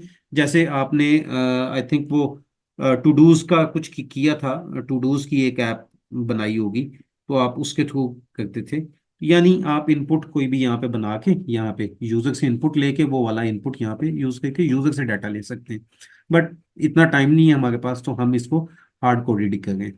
मैं इसको मजीद भी चेंज कर सकता हूँ, लेकिन फिलहाल यहाँ पे देखिए। अच्छा, अब मैं ये चेक करना चाह रहा हूँ कि क्या ये वाकई ही चेंज हो गया है और ये चेंज्ड वैल्यू बाकियों को मिलेगी। तो उसके लिए मैं ना एक काम करता हूँ, डैशबोर्ड के अंदर इसको इसी कॉन्टेक्स्ट में से वैल्यू निकाल के यूज करता हूँ। ठीक है, डैशबोर्ड के अंदर से, बल्कि एक छोड़ें, एक और काम करते हैं, उसमें एक और कॉन्सेप्ट भी समझ आ जाएगा। मैं एक नया कंपोनेंट बनाता हूँ। कंपोनेंट मैंने बनाया टेस्ट के नेम से, test dot T S X. ठीक है, ये वाला कंपोनेंट मैं कहाँ पे यूज कर रहा हूँ, मैं यहाँ पे माई प्रोवाइडर है ना, इसके ऊपर, इसको भी प्रोवाइडर में नहीं डाल रहा मैं, यहाँ पे ये यूज कर लेता हूँ और इसको हम इंपोर्ट कर लेंगे। क्यों नहीं आ रहा, अच्छा यार भूल जाता हूँ मैं फिर। ठीक है, इसको हम यहाँ पे इंपोर्ट कर लेंगे। ये आ गया, इंपोर्ट हो गया हमारा। अब मैं इस टेस्ट के अंदर क्या करूँगा, मैं यही वाला काम करूंगा जो यहाँ पे किया है। इसी को मैं यहाँ से सारा कॉपी करता हूँ, टेस्ट में पेस्ट करता हूँ। यहाँ पे हैंडल चेंज मुझे नहीं चाहिए, मुझे सिर्फ ये चाहिए, मैंने डाटा सिर्फ इसका कंज्यूम करना है, चेंज नहीं करना। तो मैं इसको यहाँ से इस तरीके से यही सारा कॉपी कर लेता हूँ, और यहाँ पे हम इसी को पेस्ट कर देते हैं। तो ये सारा वही वाला हो गया। बटन हमें नहीं चाहिए, बटन मैं निकाल दूंगा। ठीक है, अब यहाँ पे आ जाए, यहाँ पे एक प्रॉब्लम आ जाएगा, type can not destructure property use of zero as it is undefined है। ये कहाँ से आ गया, यूज क्लाइंट, और हमने सेट यूजर नहीं चाहिए, हमें सेट यूजर, यूजर चाहिए सिर्फ, यूजर डॉट नेम यूजर। ठीक है, मसला तो एक आएगा अब लेकिन वो अगर जो मैं करना चाह रहा हूँ ना, बताना चाह रहा हूँ, वो नहीं आया, कोई और अगर आ गया। इसकी प्रॉपर्टी की एनी, एनी, एनी, ओके। मैं काम करता हूँ, इस यहाँ पे इसकी कंडीशन लगा लेता हूँ, इफ नॉट कॉन्टेक्स्ट वैल्यू। ठीक है, तो क्या करें हमें, चलो न्यू अगर कर दें, कॉन्टेक्स्ट नॉट फाउंड। ठीक है, ठीक है, ये कर देते हैं। अब हो गया, चले, काम चल गया हमारा। अब यहाँ पे देखिए ये एरर है, मॉड्यूल बिल्ड फेल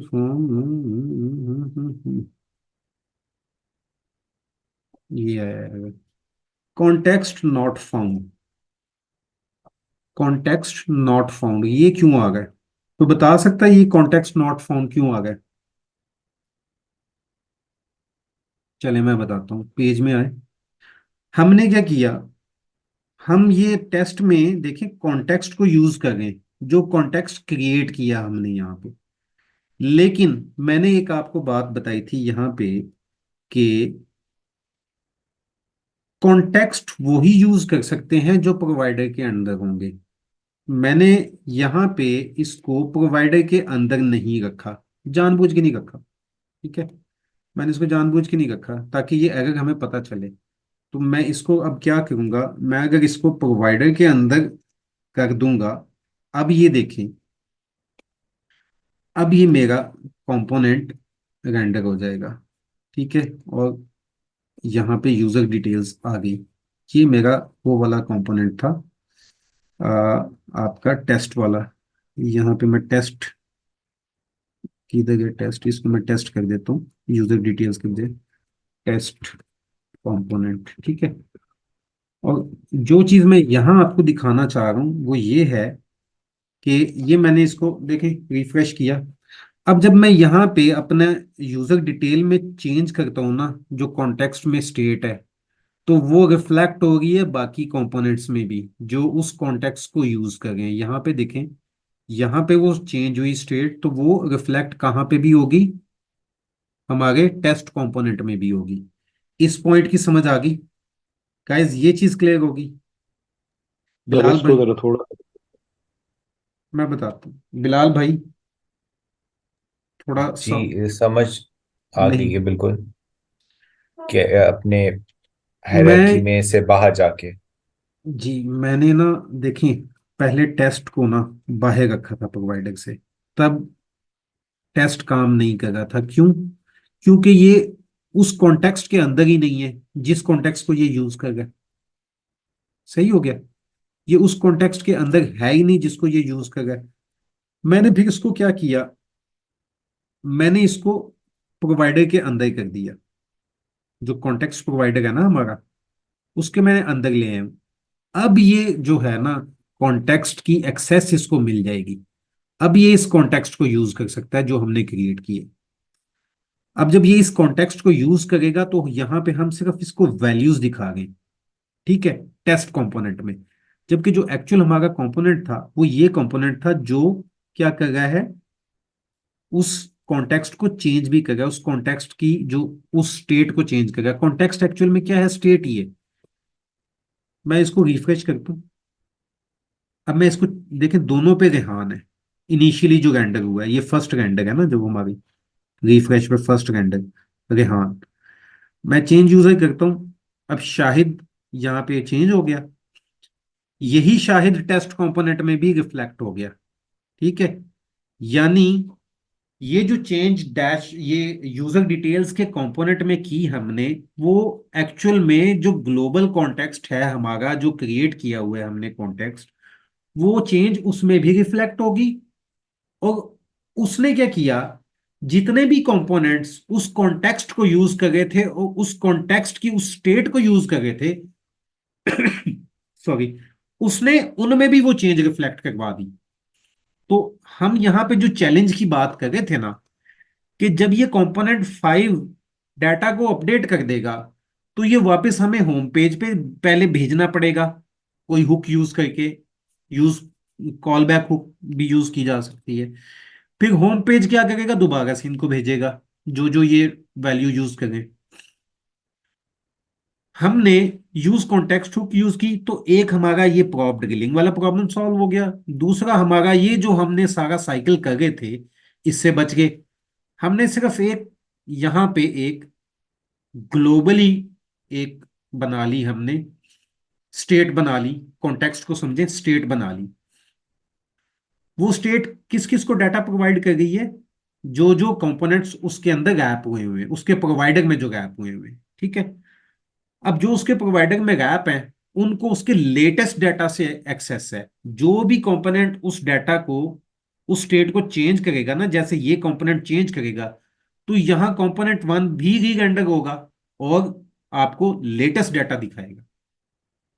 अब यूज कॉन्टेक्स्ट की एक बात याद रखें, जब जब स्टेट चेंज होती है, ये इनफैक्ट यूज स्टेट में भी है, यूज स्टेट का भी ऐसा ही सिनेरियो है कि जब जब डाटा चेंज होता है, ठीक है, स्टेट चेंज होती है, तो कंपोनेंट री रेंडर होता है, वो कंपोनेंट री रेंडर होता है, ठीक है।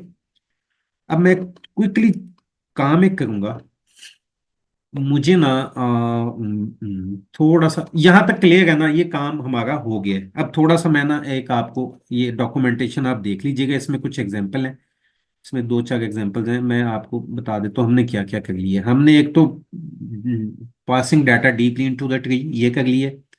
दूसरा, updating data pass via context, ये पहली एक एग्जांपल हमने कर ली है कि हम जो डाटा पास करेंगे वो हम अपडेट भी कर सकते हैं। Updating an object via context, इसमें क्या चीज है, ठीक है, ये भी ऑलमोस्ट वही चीज है। इसमें यहाँ पे देखें, यहाँ पे एक वो होगा, लॉगिन में करता हूँ तो ये चेंज कर देता है, स्टेट को चेंज कर रहा है, ये ऑलमोस्ट वही चीज है, ठीक है। अच्छा, अभी यहाँ पे मल्टीपल कॉन्टेक्स्ट, हम एक से ज्यादा कॉन्टेक्स्ट भी क्रिएट कर सकते हैं। यहाँ पे जैसे थीम का कॉन्टेक्स्ट और करंट यूजर कॉन्टेक्स्ट क्रिएट किया है, हम अपने यहाँ पे एक कॉन्टेक्स्ट हमने क्रिएट किया, यूजर का कॉन्टेक्स्ट क्रिएट किया, हम एक और कॉन्टेक्स्ट क्रिएट कर सकते हैं काउंटर का फॉर एग्जांपल, या कोई भी आप नेम एनीथिंग, वो आप मतलब समझ जाएं कि कोई एक काउंटर का ही बात करते हैं, काउंटर का भी हम कॉन्टेक्स्ट क्रिएट कर सकते हैं। अब उसको भी उसका अलहदा से एक प्रोवाइडर होगा, ठीक है। हमने यहाँ पे देखें, ये टेस्ट है ना, हम सिर्फ ये कर देंगे, वो काउंटर को सिर्फ टेस्ट को उसमें रैप कर देंगे, वो सिर्फ टेस्ट में एक्सेसिबल होगा। तो इस तरीके से काम हमने यही करना है, लेकिन क्या है, मल्टीपल कॉन्टेक्स्ट भी हम कर सकते हैं, भेज सकते हैं। जैसे इन्होंने एक थीम का कॉन्टेक्स्ट बनाया हुआ है, एक करंट यूजर का कॉन्टेक्स्ट बनाया हुआ है, वो दोनों को इकट्ठे उस सबको रैप कर रहे हैं उसमें, वो चलेगा, ठीक है। अब तीसरा जो है ना, extracting providers to a component, extracting providers to a component, इसमें क्या चीज है, इसमें ये है कि आप जिस कंपोनेंट को जो चीज जिस कंपोनेंट को चाहिए ना, जिसका प्रोवाइडर है, आप वहां पे एक्सट्रैक्ट कर सकते हैं। ये एग्जांपल्स को थोड़ा सा देख लीजिएगा।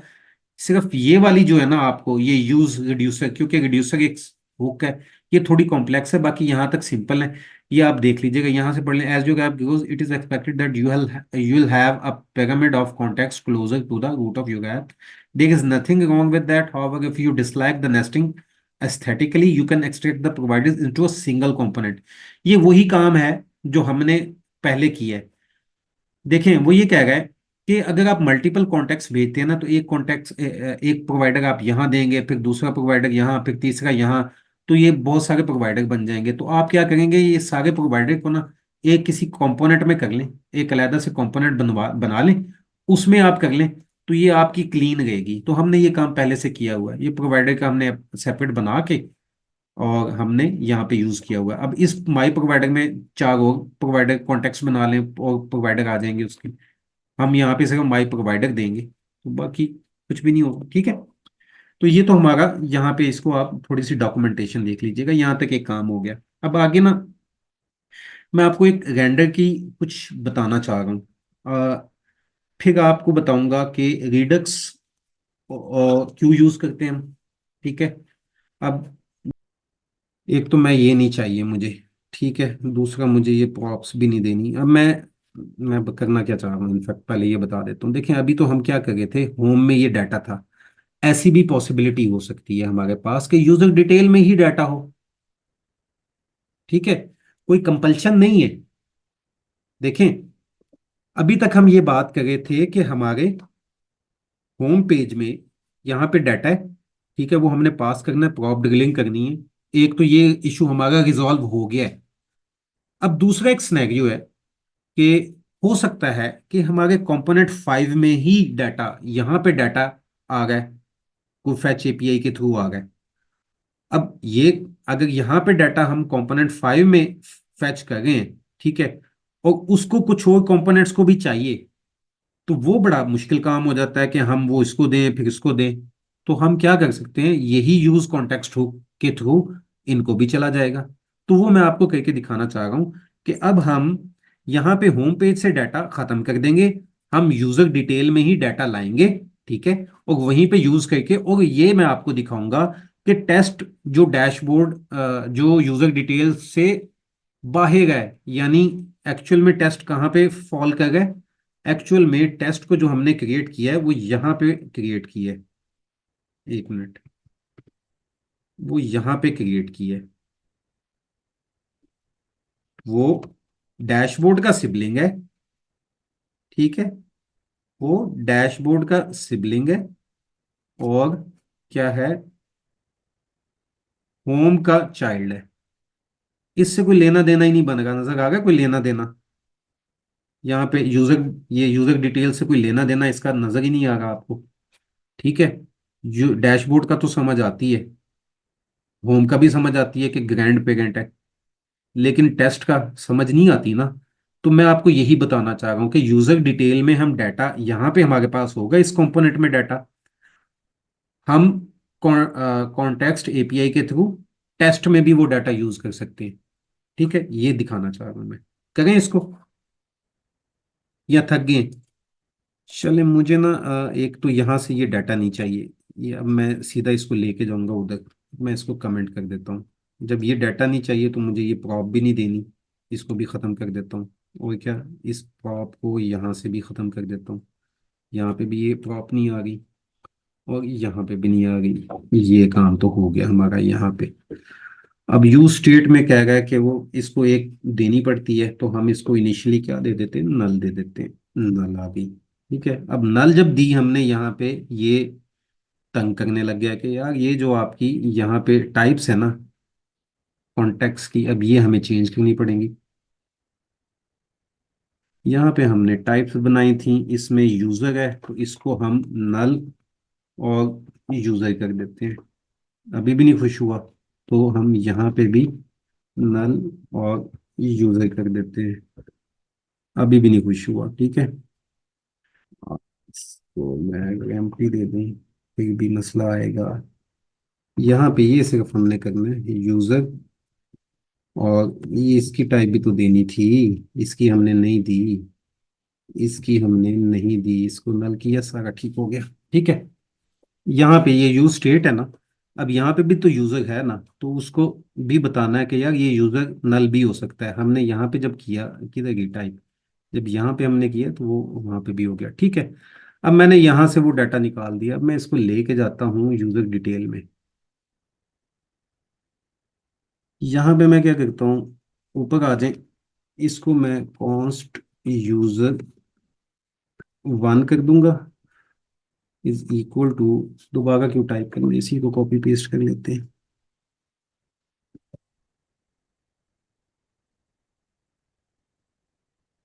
ठीक है। ये हमारे पास एक ये यूजर आ गया, ठीक हो गया।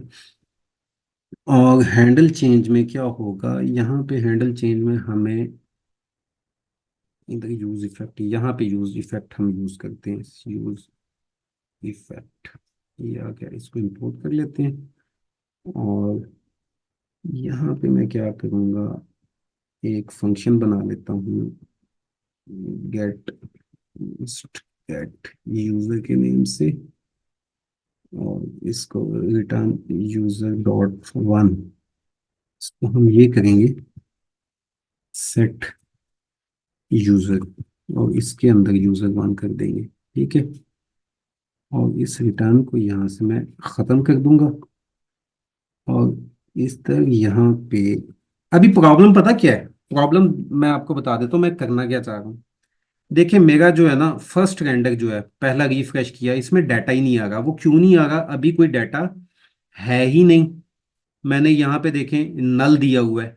अब मुझे ना ये काम करना चाह रहा हूं मैं कि पहला जो रेंडर हो ना, हमारा पहला रेंडर जो हो, उसमें यूजर वन, एटलीस्ट ये यूजर वन आ जाए, ठीक है।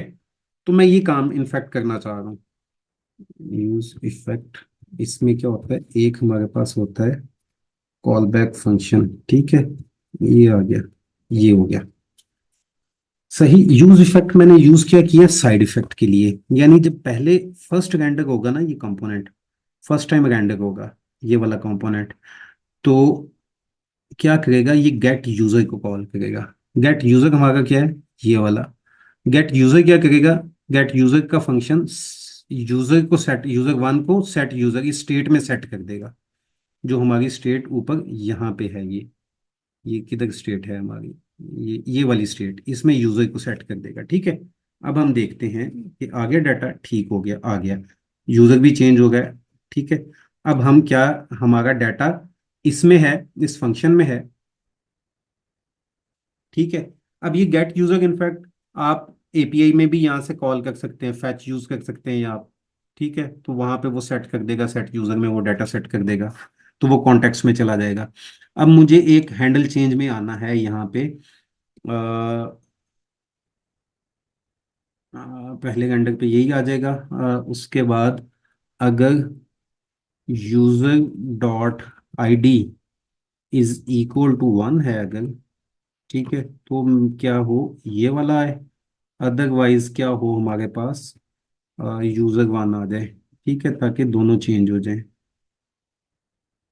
आ गया, ओके। अब देखिए चेंज हो गए, वापस भी हो गई स्टेट। अब यहाँ पे मैं आपको दिखाना चाह रहा हूँ कि होता क्या है। टेस्ट कंपोनेंट में आए, यहाँ पे हम क्या करते हैं, इसके नीचे एक कंसोल डॉट लॉग क्लिक करते हैं, ठीक है। और यहाँ पे टेस्ट कंपोनेंट इज री रेंडर्ड, ठीक है। यहाँ पे मैं एक काम ये करता हूँ, इसको रिफ्रेश करता हूँ, इंस्पेक्ट में जाता हूँ, इंस्पेक्ट में आगे यहाँ पे थोड़ा सा इसको ऊपर करते हैं और यहाँ पे आ जाते हैं, कंसोल में आ जाए सबसे पहले। देखें मैं चेंज यूजर को प्रेस करूंगा, ये पहला हमारा रिफ्रेश हुआ हुआ ना, पहला ये हमारा पहला जो कंपोनेंट आता है, ठीक है। उसमें क्या आया, टेस्ट कंपोनेंट इज री रेंडर्ड, इसको मैंने क्लियर कर दिया, यानी हमारा टेस्ट कंपोनेंट री रेंडर हो गया। अब मैं चेंज यूजर करता हूँ, यूजर चेंज हो गया, शाहिद आ गया, और वही टेस्ट कंपोनेंट में भी आ गया। देखिए टेस्ट कंपोनेंट इज री रेंडर्ड। मैं इसको दोबारा प्रेस करूंगा, फिर टेस्ट कंपोनेंट इज री रेंडर्ड, फिर प्रेस करूंगा, फिर टेस्ट कंपोनेंट इज री रेंडर्ड, फिर प्रेस करूंगा। तो जितनी बार भी मैं ये स्टेट चेंज करूंगा कॉन्टेक्स्ट में, तो क्या होगा, जितने भी कंपोनेंट उस कॉन्टेक्स्ट को यूज कर रहे हैं, यानी उस स्टेट को यूज कर रहे हैं, वो सारे रीरेंडर होंगे। अच्छा एक ना ये रिएक्ट की डेव एक्सटेंशन है, डेव टूल्स हैं, उसके थ्रू भी आपको मैं दिखाता हूँ, उसके थ्रू क्या चल रहा है। मैंने ये रिकॉर्डिंग पे लगा दिया, ठीक है। और यहाँ पे मैं इसको पहले रिफ्रेश कर लें, ये पहले रिफ्रेश पे एक, अब इसको दोबारा रिकॉर्डिंग पे लगाते हैं। अब मैं पहली बार चेंज एक, ठीक है, एक बार मैंने प्रेस किया, दो, तीन, चार, पाँच और छः, मैं इसको स्टॉप कर देता हूँ। तो कितनी बार मेरा, मैंने 6 बार प्रेस किया बटन। अब ये जितने ग्रे शेडेड है ना, ये सारे जो है ना, ये री रेंडर नहीं हुए। इसको बड़ा कर लेते हैं, ये सारे वो हैं, देखें, did not render, did not render, did not render, ये चीजें रेंडर नहीं हुई। माई प्रोवाइडर जो है वो रेंडर हुआ मेरा पहले क्लिक पे, कॉन्टेक्स्ट प्रोवाइडर री रेंडर हुआ, टेस्ट री रेंडर हुआ, ठीक है। ये देखें टेस्ट भी हमारा री रेंडर हुआ है। अब यहाँ पे देखें, ये पहला री रेंडर है, ठीक है। दूसरे री रेंडर में क्या हुआ, यहाँ पे दूसरा भी देख लें, यही री रेंडर हो गए। ये 6 री रेंडर हुए हैं हमारे, 6 टाइम्स हमारे कंपोनेंट्स रेंडर हुए हैं। ये 6 हमारे पास यहाँ पे ये आ गए, और यहाँ पे टाइम दे रहा है। और कंसोल में जाके हम देखते हैं, कंसोल में देख लें, 1 2 3 4 5 6 टेस्ट कंपोनेंट भी री रेंडर हो रहा है। तो कॉन्टेक्स्ट एपीआई का एक्चुअल में इशू ये है, कॉन्टेक्स्ट एपीआई जितनी बार भी स्टेट चेंज होगी ना, तो कोई भी, जितनी बार भी कॉन्टेक्स्ट के अंदर डाटा चेंज होगा, ऐसे कह लें, कॉन्टेक्स्ट के अंदर डाटा जब जितनी बार भी चेंज होगा ना, तो जो जो कंपोनेंट्स उसको यूज कर रहे हैं उस डाटा को, वो कंपोनेंट्स सारे क्या हो जाएंगे, रीरेंडर होंगे। अब एक एग्जांपल आपको मैं बताता हूं, यहां पे आए। For example, test component context को ही यूज कर रहा था, लेकिन ऐसी वैल्यू यूज कर रहा था जो अपडेट नहीं हुई। यूजर डिटेल ने कोई डाटा अपडेट किया, लेकिन वो डाटा टेस्ट नहीं यूज कर रहा, ठीक है, लेकिन कॉन्टेक्स्ट वो ही यूज कर रहा है, तो फिर भी टेस्ट की कंडक्ट हो जाएगा। बात समझ में आई? इधर आए, मैं ये, फॉर एग्जांपल मेरा टेस्ट कंपोनेंट सिर्फ नेम यूज कर रहा है, ठीक है, जबकि यूजर डिटेल में मैं चेंज करता हूं सिर्फ ईमेल को, नेम को छेड़ता ही नहीं, सिर्फ ईमेल अगर मेरी चेंज होती है। तो अब टेस्ट कंपोनेंट तो कॉन्टेक्स्ट तो सेम यूज कर रहा है। अब प्रिंसिपली होना तो ये चाहिए था कि चूंकि ये सिर्फ नेम यूज कर रहा है, तो नेम में तो कोई चेंज नहीं आया, तो इसको तो रीगेंडर नहीं होना चाहिए था। लेकिन चूंकि ये सेम कॉन्टेक्स्ट यूज कर रहा है, तो ये भी रीगेंडर हो जाएगा। एक प्रॉब्लम ये आता है, इसके सॉल्यूशन है, यूज मेमो है, सॉल्यूशन तो है, और हर चीज का है सॉल्यूशन। लेकिन जैसे जैसे आपकी ऐप ग्रो करेगी, जिस जिस तरह से आपकी ऐप बढ़ती जाएगी, कॉम्प्लेक्स होती जाएगी, तो ये जो यूज कॉन्टेक्स्ट है ना, ये यूज करना, ये कॉम्प्लेक्स होता जाएगा। बहुत सारे प्रोवाइडर आएंगे, फिर जो जो कंपोनेंट उस कॉन्टेक्स्ट को यूज कर गया, हर कंपोनेंट में हमें ये काम करना पड़ेगा, ये यूजर कॉन्टेक्स्ट, ठीक है, ये काम सारे हमें वहां वो करने पड़ेंगे। तो ये थोड़ा सा काम क्या हो जाता है, मुश्किल हो जाता है। तो जब हमारी ऐप जो है कॉम्प्लेक्स हो जाती है, तो हम तब क्या करते हैं, तब हम रीडक्स को यूज करते हैं, जो जावास्क्रिप्ट की लाइब्रेरी है। वो भी यही काम करती है, लेकिन थोड़ा सा आसान कर देती है चीजों को, ठीक है। वो क्या करती है, चीजों को आसान कर देती है। ये चीज क्लियर होगी आपको? अब जब हम रिडक्स पढ़ेंगे ना, तो आपको आइडिया हो जाएगा कि हम रिडक्स यूज क्यों कर रहे हैं। तो नॉर्मली जो सीनियर डेवलपर हैं, वो जो रेकमेंड करते हैं, वो ये रेकमेंड करते हैं कि अगर आपकी सिंपल एक ऐप है, उसमें आप कॉन्टेक्स्ट एपीआई यूज कर लें, उसमें आप यूज कॉन्टेक्स्ट हुक यूज करें। अगर आपकी कॉम्प्लेक्स ऐप है, तो उसमें आप यूज कॉन्टेक्स्ट को डिपेंडेंसी इंजेक्शन के लिए सिर्फ यूज करें।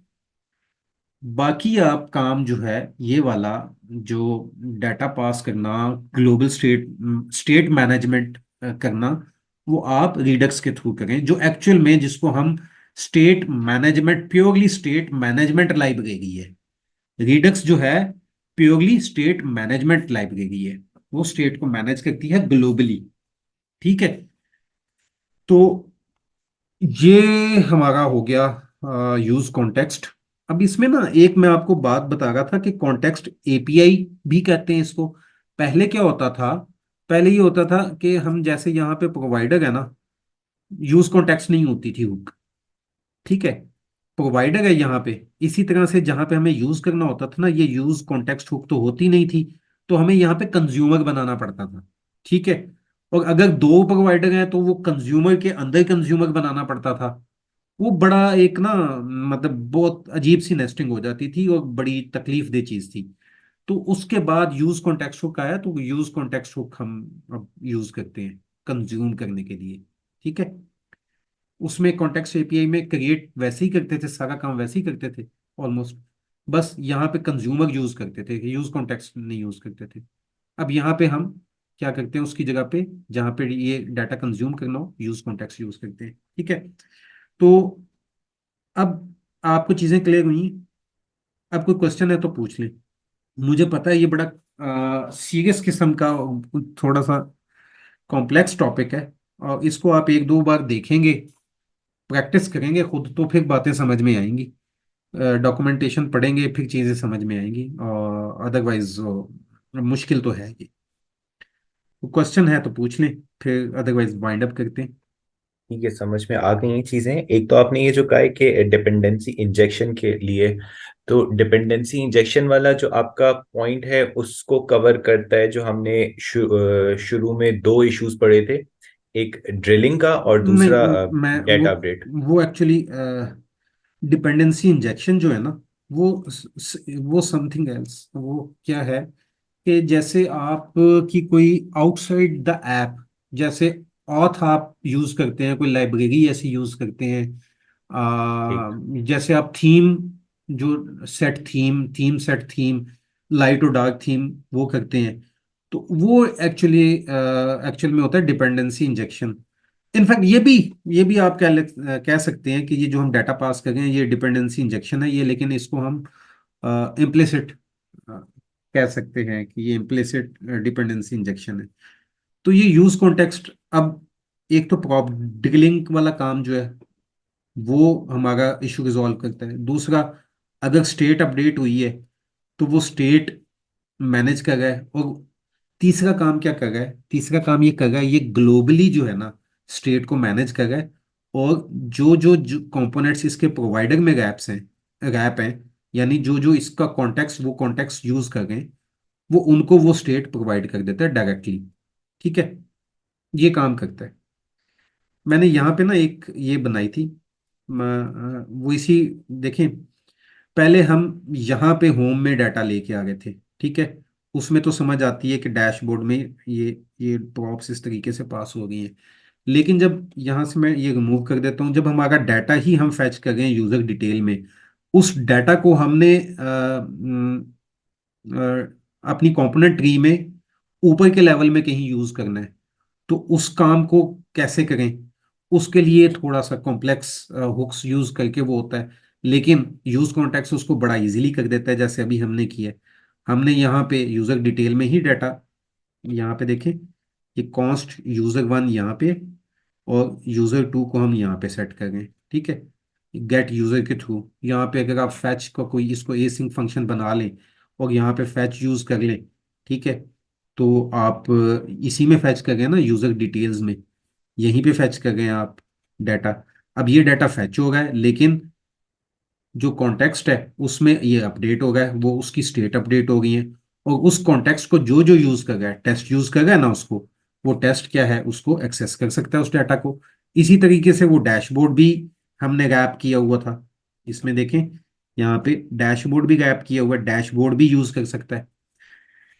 ठीक है, डैशबोर्ड को हमने गैप इनफैक्ट क्यों किया है, वो इसलिए किया है कि जो ये यूजर डिटेल है ना, उसकी कंपोनेंट ट्री में जो लोकेशन बनती है वो चाइल्ड है डैशबोर्ड का, तो हमें डैशबोर्ड को गैप करना पड़ा, यूजर डिटेल को गैप नहीं करना पड़ा।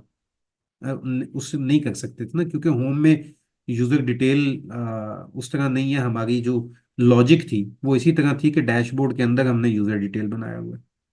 ठीक है, इस तरीके से कुछ हमने, हमारी ऐप की लॉजिक है।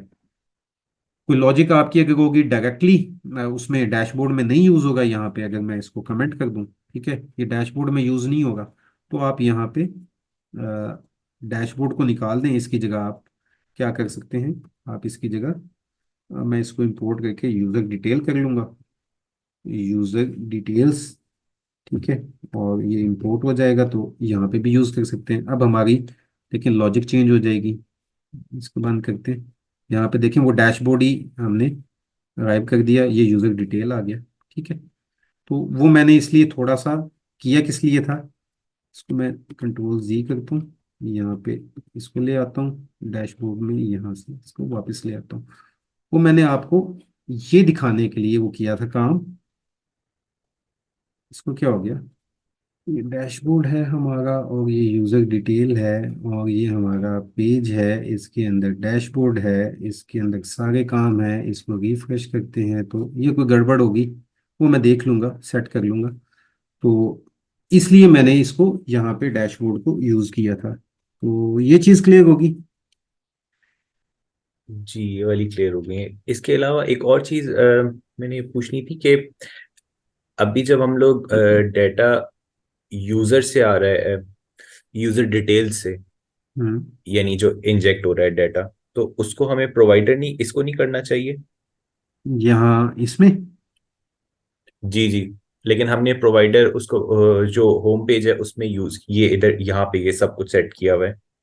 अच्छा, इसकी ना ब्यूटी ही ये है कॉन्टेक्स्ट एपीआई की, कि अब डैशबोर्ड है ना, डैशबोर्ड, ठीक है, डैशबोर्ड के अंदर यहाँ पे यूजर डिटेल्स है। जब ये डैशबोर्ड को हम रैप करते हैं ना, तो ये डैशबोर्ड को भी एक्सेस चली जाती है, और जितने भी डैशबोर्ड के चाइल्ड हैं उनको भी एक्सेस चली जाती है कॉन्टेक्स्ट की। ठीक हो गया। अब जब उसको चली गई, अब क्या कर रहा है, अब वो सिर्फ क्या कर रहे हैं, वो उसकी अ,